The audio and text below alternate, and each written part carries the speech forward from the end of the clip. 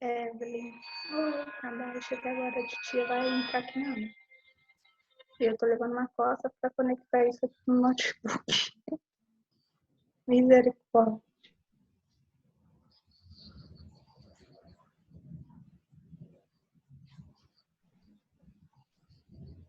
Acho que agora foi. Meu Deus, padre!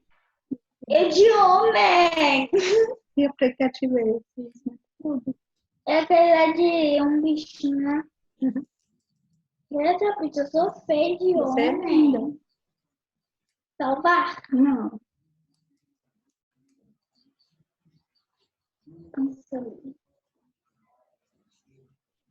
Eu quero de neném. Eu não vi neném então, não. Peraí que eu devia estar olhando. Nha! Eu chamo daqui. Nha!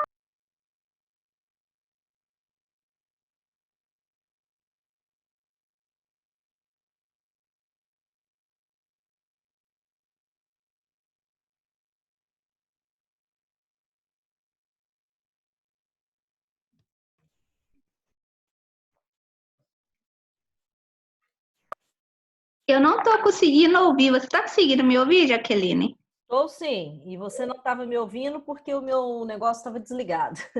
Ah, então tá bom. Agora que eu liguei. Espera só um pouquinho que eu estou adicionando aqui Ok. outras pessoas.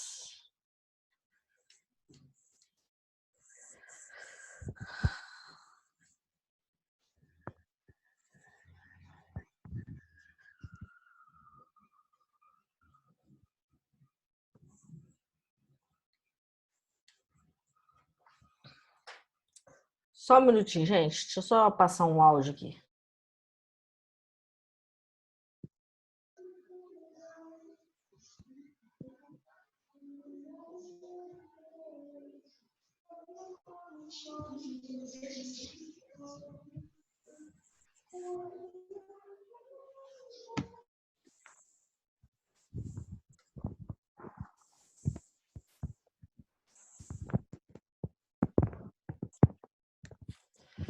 Muito bem, deixa eu ver aqui, está sendo gravado.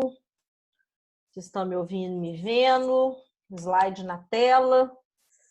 Essa hora eu já devo estar com cara de doida já. Vamos lá.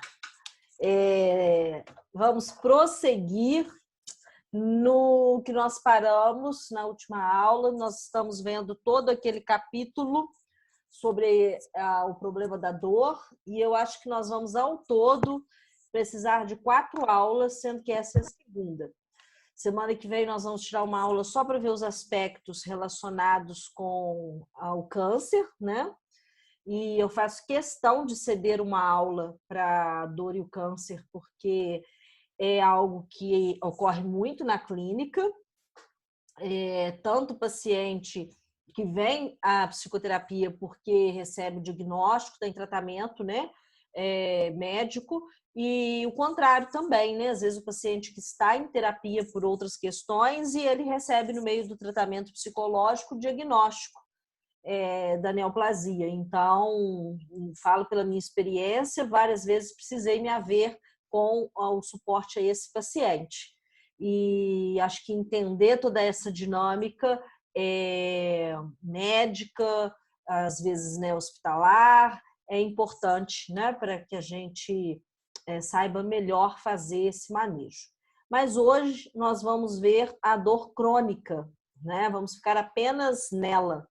Nós vimos a dor aguda, né, na semana passada, e agora nós vamos ver a crônica.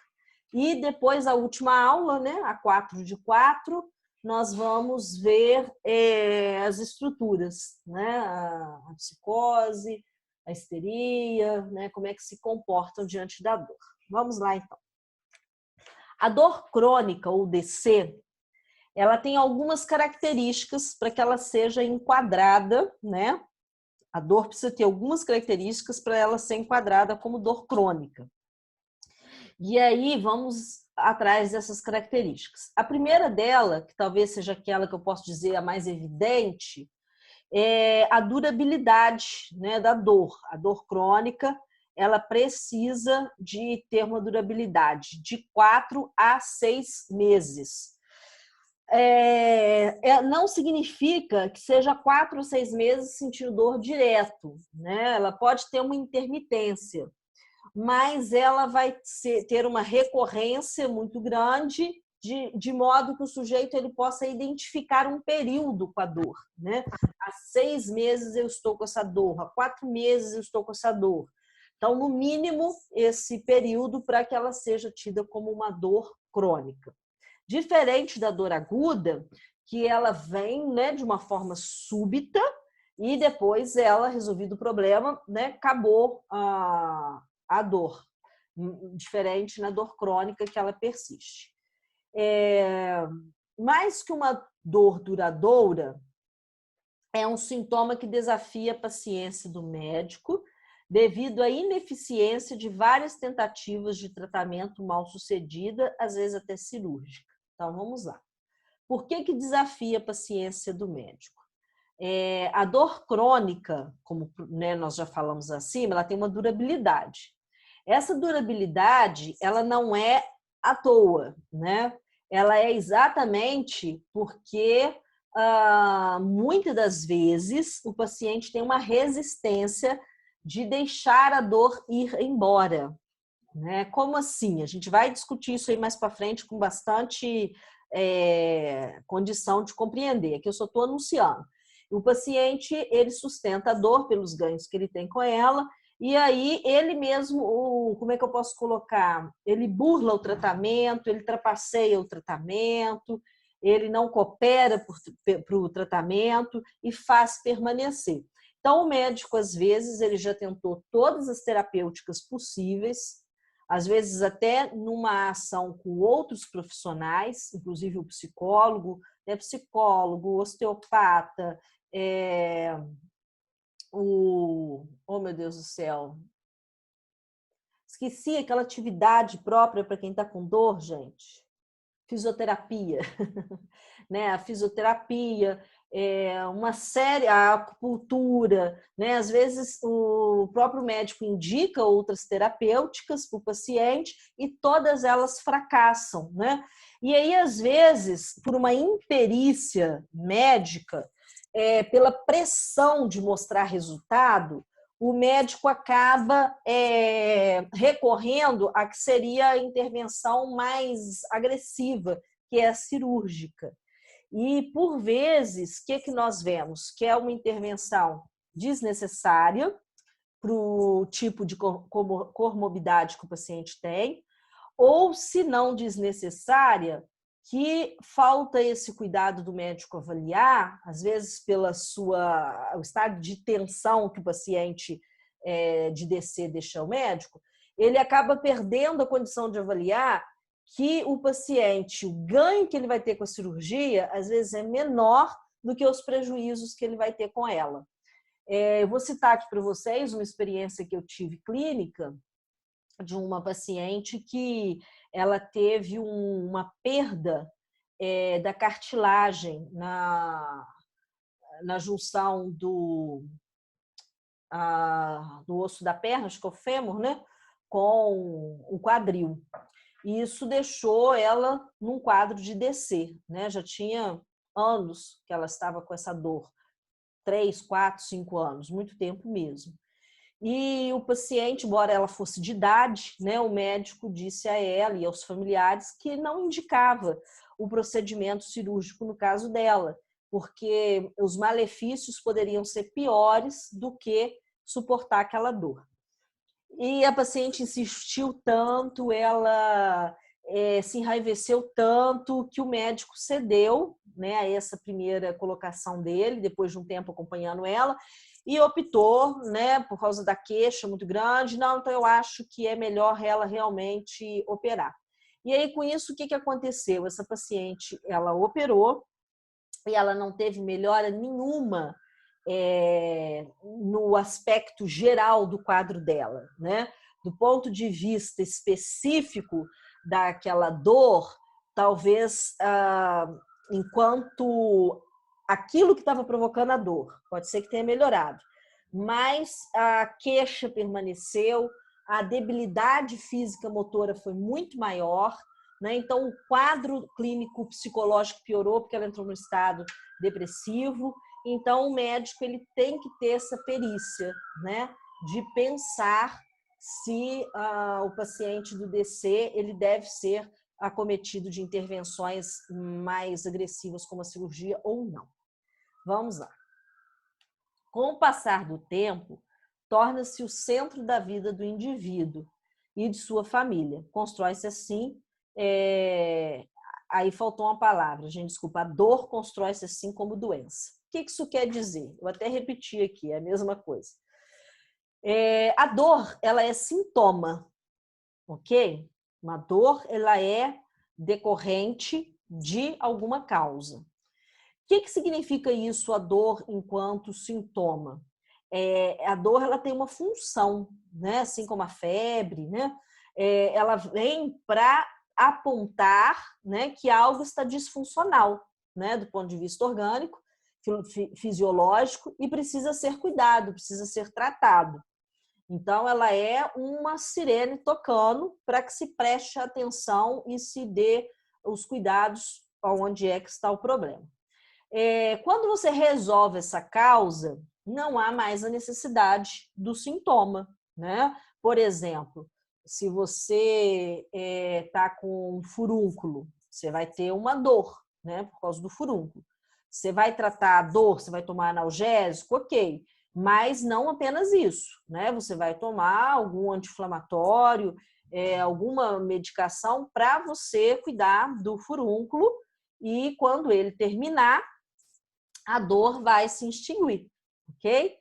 Essa é a lógica, vamos colocar assim, mais direta, mas não é o que acontece com o doente crônico, né? O que acontece? Que a causa permanece, uma artrite, por exemplo, deixa eu pegar aqui uma outra doença, um cólon irritável, uma neoplasia, né? Então a doença permanece, e aí, por tanto tempo o sujeito estando com aquela dor, ela deixa psiquicamente de ser sentida como sintoma, e ela passa a tomar uma centralidade no quadro do sujeito. Ou seja, a dor passa a ser mais, vamos colocar assim, não sei se a palavra é assim, importante, acho que central, do que a própria origem do problema, né? O que é isso? A dor recebe mais atenção, a dor opera mais no discurso do sujeito, a dor o incomoda mais do que a própria causa da doença, né? Então, esse é um aspecto da DC, né? Da dor crônica. Às vezes, a dor perde a qualidade do ponto de vista psíquico de sintoma e passa a ter um aspecto de ser a própria doença, vamos colocar assim. As dores crônicas, elas vão se subdividir em orgânica e emocional. Aqui no cantinho eu coloco assim, a classificação é um tanto formal. O que significa isso? Que é muito difícil a gente fazer essa separação. A gente volto a falar para vocês, de um ponto de vista didático, né, para que a gente consiga se organizar. Mas por que é difícil? Porque uma dor orgânica ela vai ter aspectos emocionais, né? E uma dor que ela é psicogênica, né? Ela tem um aspecto emocional. Ela pode vir a desencadear um processo orgânico, né? Então, nós temos aqui como é que eu posso colocar?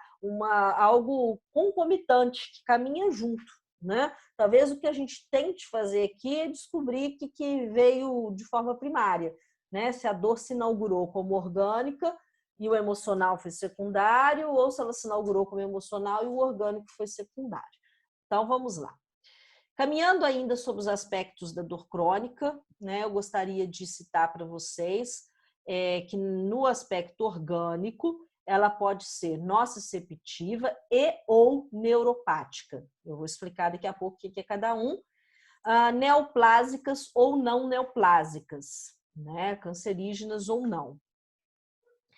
As dores nociceptivas, elas são dores com estímulo doloroso periférico, originado em vísceras ou em tecidos somáticos.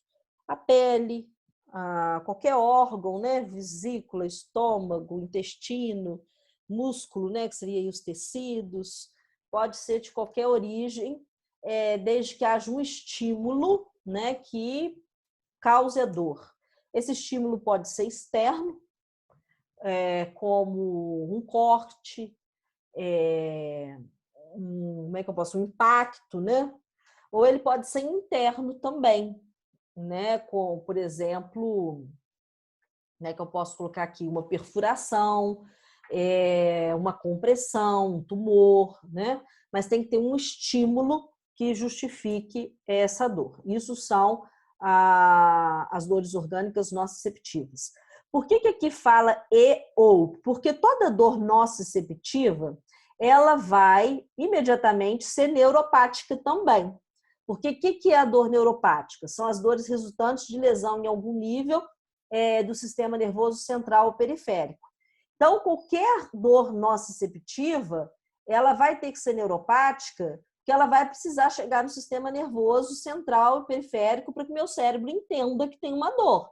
Né? Eu não entendo a dor se eu não tiver um impulso nervoso. Né? Então, se é uma dor nociceptiva, ela vai precisar atingir o nervo central ou periférico, primeiro periférico, depois central, para que eu identifique como dor. O que acontece aqui, por que está desassociado? É que algumas dores, elas são direto no sistema nervoso central ou periférico. Então, elas podem ser apenas neuropáticas, né? E não serem nociceptivas primeiro, tá? E aí, o que é quando a dor é neuropática? É quando eu tenho uma lesão direto. Por exemplo, um tumor, deixa eu ver aqui, a medula, né? Quando há um rompimento da medula espinhal. Tem uma outra doença que eu esqueci aqui agora, que ela é no tecido tecido não, como é que eu posso colocar? Na estrutura do nervo, né? E ela faz com que a terminação nervosa, ao invés dela vir da forma como ela vem, que é saltando, ela vem de forma direta. E aí há uma problemática inteira de interpretação do estímulo nervoso. Seria também um exemplo de dor neuropática, ok? Então, só recapitulando, nociceptiva é quando a origem é por um estímulo que não é direto no sistema nervoso central, sendo que depois vai chegar nele de forma secundária. E neuropática é quando já é direto no sistema nervoso central ou periférico.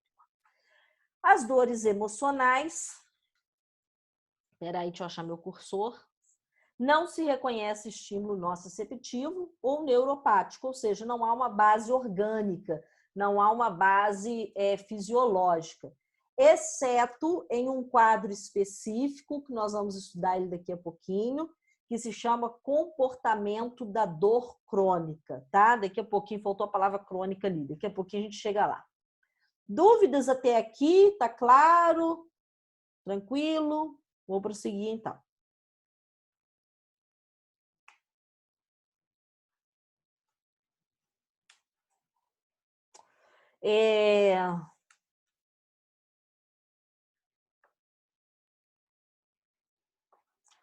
Dores crônicas orgânicas. Nociceptivas, aí o conceito que eu já passei para você.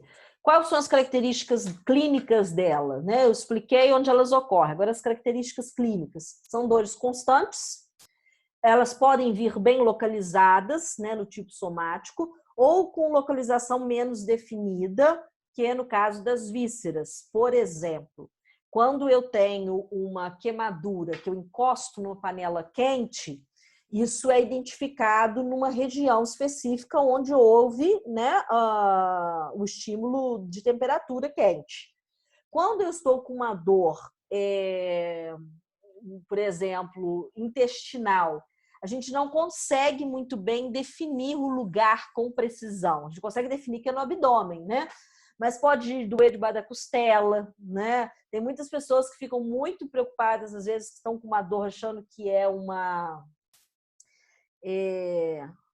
Oh, meu Deus do céu, aquela que inflama e é perigoso romper. Se alguém lembrar aí, me ajuda. Tem que correr para o hospital para operar. Ninguém lembrou, Apêndice. não? Apendicite. Obrigada. Por isso que é bom dar aula para os universitários, a gente pede ajuda. Então, a apendicite, às vezes, não é. Aí o sujeito está com a dor do lado que é o apêndice e está intensa e, às vezes, é gases, né? Isso é muito comum, né? Porque a gente não consegue localizar muito bem o lugar onde ocorre a dor intestinal, né? É o caso aqui desse exemplo nociceptivo. Exemplo da dor somática, metástase óssea e a artrite, e no caso da dor visceral, ambas elas aqui, tá? Dentro da nociceptiva, as neoplasias, né? Como exemplo, pâncreas e fígado, os tumores benignos, como no colo irritável, e aqui eu dei um exemplo mais leve, né? Porque eu peguei pesado lá em cima, neoplasia, colo irritável. A dor visceral pode ser uma coisa comum do nosso dia a dia, né? Como dor no trato gastrointestinal, como eu falei, né? De gases, ou às vezes por uma infecção gastrointestinal, uma diarreia, né? Tá aqui dentro dessa nociceptiva. E aí, Jaqueline, uma dor de barriga pode ser uma dor crônica? Pode. Né? Eu já atendi paciente com esse quadro, né? A paciente tinha diarreia diariamente. Ela veio para mim por esse quadro. E no tratamento ela foi identificando quando é que aparecia, né, a diarreia. É quando ela tinha que sair de casa, né? E aí ela observou, como ela quase todos os dias tinha que sair, quase todos os dias ela tinha diarreia e vinha com muitas dores. E o quadro dela já estava assim, uns 2 anos, né? Então passou daquele período que a gente colocou de 4 a 6 meses. Então é uma dor crônica, né? Agora vamos para as neuropáticas. Dores advindas de descargas espontâneas e paroxísticas no sistema nervoso central e periférico. Aqui é quando é apenas neuropáticas, né? E não nociceptivas. Que é essas dores espontâneas e paroxísticas? Sem um estímulo que eu possa identificar, né? Um corte, alguma coisa assim. Não tem. Paroxístico é aquilo que vem como uma explosão, né? E aí aquela dor muito forte e de repente. Ela vem nos quadros de câncer de mama, lesão cirúrgica, né, o próprio ato de cortar, né, do médico, depois que passa anestesia, radioterapia no plexo braquial, lesão na medula espinhal. Nós podemos citar aqui também a dor fantasma. Não sei se vocês já ouviram falar nessa dor. A dor fantasma é quando o sujeito tem a perda, né, de parte do seu corpo. Pode ser um membro, né, braço, perna, pode ser um órgão também, né? O sujeito tanto pode ter a percepção de que o braço, por exemplo, que foi amputado, está ali, né? Ou pode ter dor mesmo, né? Quando, por exemplo, eu acompanhei um caso que era vesícula. A paciente fez uma cirurgia, jovem ainda, tirou a vesícula e ela sentia dores, não da crise, né, que ela tinha antes da cirurgia, mas ela sentia uma queimação muito forte, né, no lugar da vesícula. Por quê? Porque o nervo continua presente, né? O órgão foi retirado, mas as terminações nervosas estão ali. Né? Então, por isso que o sujeito... E era nisso aqui mesmo, era uma dor neuropática, porque o órgão não estava mais ali. Então, onde que era dor? Nesse caso, no sistema nervoso, né, periférico. Vamos lá. Aqui eu coloquei radioterapia no plexo braquial, não sei se vocês lembram, quando vocês tiveram neurofisiologia, o plexo braquial é essa região, né, do braço, né, pegando aqui o tórax, esse é o plexo braquial. E lesão na medula espinhal, né, aí direto, né, no sistema nervoso central. Muito bem. Agora, nós vamos estudar o aspecto emocional, né, da dor crônica. Quem assistiu a aula passada, ou presencial, ou a gravação, o afeto que fica mobilizado, né, na dor aguda da semana passada é a ansiedade, né? Que inclusive eu passei para vocês as características dela, ela é até chamada de ansiedade aguda também, né? Na dor crônica, na DC, é outro afeto que é mobilizado, a depressão, né? Jaqueline, depressão é um afeto, tem afetos, né, que são mobilizados durante o quadro depressivo. Quais? Tristeza talvez seja o mais óbvio, né? Mas agressividade, nós vamos ver daqui a pouco onde a agressividade entra. A culpa, tá? É um afeto muito presente no quadro depressivo. Deixa eu ver mais o que eu posso colocar. Agressividade, tristeza, culpa, irritabilidade, seria mais comportamento, né? Acho que talvez esses 3 afetos eu posso colocar para vocês, tá? A culpa, a agressividade e a tristeza. Então, por isso que a gente fala que é a depressão, porque é um conjunto. Não há unanimidade entre os escritores ao falar que a DC causa depressão, tá? Não há uma unanimidade. Por quê? E eu, de fato, concordo, né, com essa ponderação. Porque o que os autores colocam? Só um instantinho, por favor, gente. Os autores colocam que nós temos 2 possibilidades. Uma é o paciente que, quando ele entra num quadro de DC, ele já tinha anteriormente um quadro depressivo, tá? Já tinha. Às vezes não diagnosticado, né? Talvez um quadro mais leve, ou talvez não um quadro depressivo, mas todo o aparato para ser desencadeado. E aí, talvez o que desencadeou foi a dor crônica, mas poderia ter sido qualquer outro fenômeno da vida dele. Sabe, a bombinha estava armada, qualquer hora ia explodir, né? Ou, de fato, já tinha-se até um quadro depressivo instaurado. E aí a dor crônica vem e esse quadro depressivo aparece, ele emerge. E aí, o que os autores vão dizer nesse aspecto? Que a depressão, ela já existia. Então, ela não pode ser atribuída à dor crônica, ok? Talvez a dor crônica acentuou, talvez, como eu coloquei, foi como é que eu posso, um estalo, né? Mas não é uma conexão direta. E há aqueles casos em que o sujeito não tinha um quadro depressivo, não tinha isso que eu falei, né, de uma bombinha armada, não tinha. E aí a experiência da dor crônica e as perdas que ela traz para o sujeito levam ao quadro depressivo. E aí, nesse caso, nós chamamos de depressão secundária, né? E aí a experiência da depressão vai ser a mesma, tá? Não é um outro tipo de depressão. Apenas localizando a origem, né? Quando ela é secundária, é porque ela veio a partir da ADC. E quando ela não é secundária, é porque ela já existia em algum nível. Então, vamos lá. Aí eu queria comentar para vocês qual é o mecanismo que acontece quando ela é uma depressão secundária. O paciente acometido de DC, ele tem perdas, né? Que perdas são essas? Perda da mobilidade, né? Não estou dizendo que são todas no mesmo quadro, né? Mas algumas. Perda, às vezes, de relacionamentos, né? Abandono. Se não perdas de rupturas, um afastamento das pessoas, né?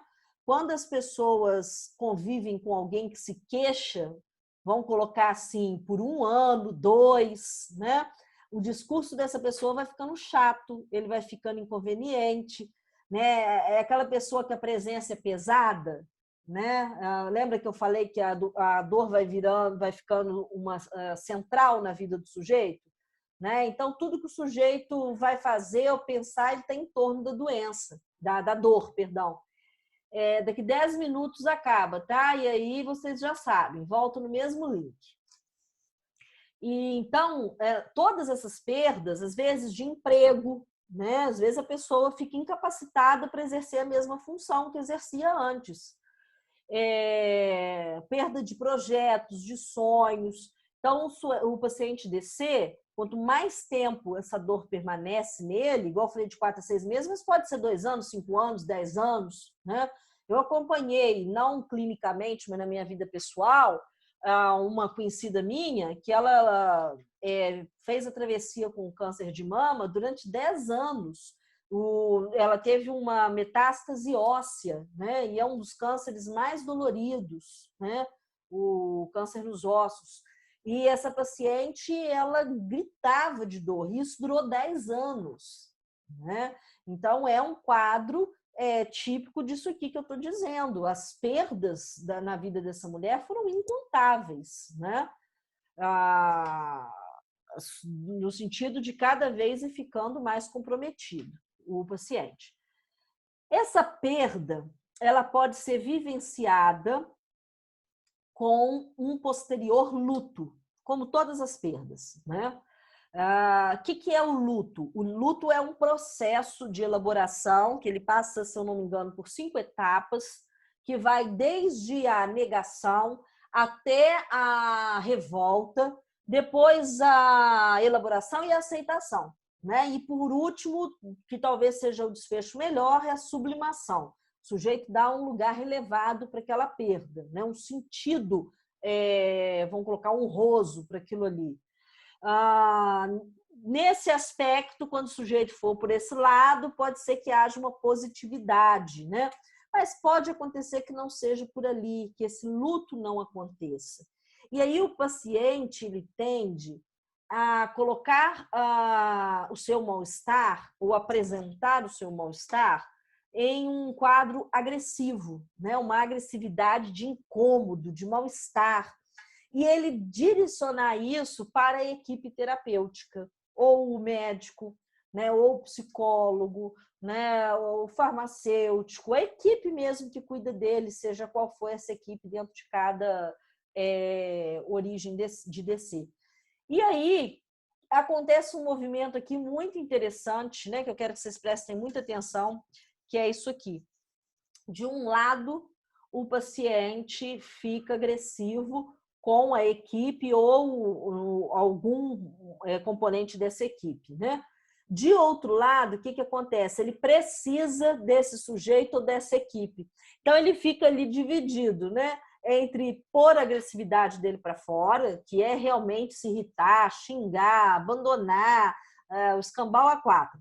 Ou ele segurar, como diz um senso comum, engolir a raiva, né? E manter a possibilidade de atendimento, né? E aí, o que acontece? Quando esse sujeito engole a raiva, vamos colocar assim, e deixa eu agora usar uma palavra mais técnica, né? Quando há uma retenção, né, dessa descarga, em vez de ver a descarga emocional, há uma contenção dessas emoções, essas emoções ficam, ao invés de ir. E no ficar, todo afeto, toda circulação de energia, ela tem que ser direcionada a um destino. E se não vai para o médico ou para a equipe, ela se volta contra o sujeito. E aí, no sujeito, ela é sentida de que forma? Ela é sentida com culpa, ela é sentida com um sentimento de baixa autoestima, de abandono não só das pessoas, mas um abandono divino, né? Por que comigo? Por que eu? Né? Então, o sujeito ele desencadeia a partir dessa autoagressão uma depressão, que é a que nós chamamos de depressão secundária, né? E à medida que a ADC insiste, esse quadro depressivo ele tende a se agravar, ele tende a ser piorado. E aí é um ciclo, né? Quanto mais, do ponto de vista psíquico, o sujeito estiver comprometido, pior o quadro fisiológico, né? Porque baixa a imunidade, a resistência, né, que nós vimos na aula passada, a tolerância à dor diminuem, né? As medicações vão ficando com menos efeito esperado e por aí vai. Dúvidas até aqui?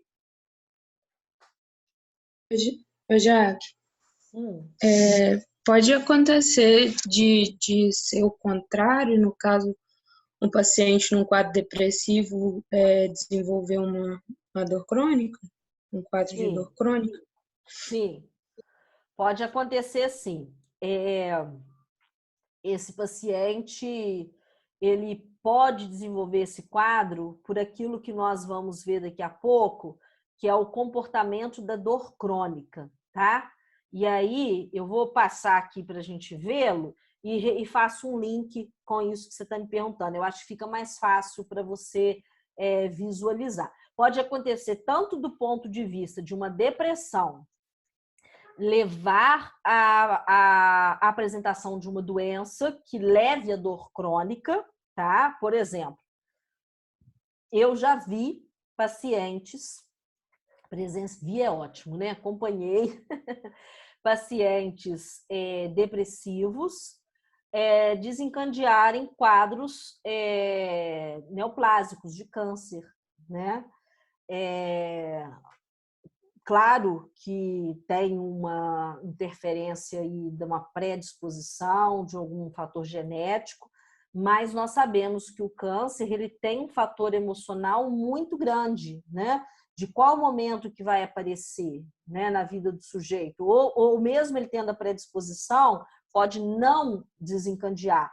Então, eu presenciei quadros neoplásicos que vieram em momentos depressivos fortes, né? Então, é um exemplo que responde à pergunta da Lanai. E pode acontecer no comportamento da dor crônica, que eu vou apresentar para vocês daqui a pouco. Deixa eu ver se já é agora.